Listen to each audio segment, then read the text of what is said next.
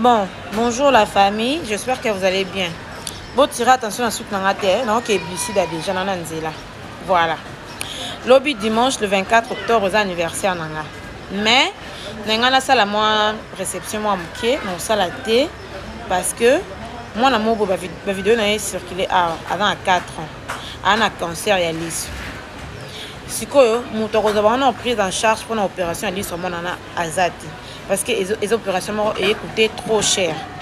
Mais bah sombe la ki ba kisi mo pour na calmant ba tchaka na liso pour calmer vraiment ça fait trop mal. Pour nanga na mona ko lena ki fêté na bimisa mbongo nanga na dépenser.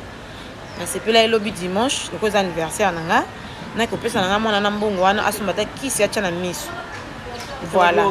Donc pas de réception, pas de quoi. Non, ça le côté pour mon anniversaire. Bon, on a un peu ça moi là. Allez, bisous, bye, bonne journée.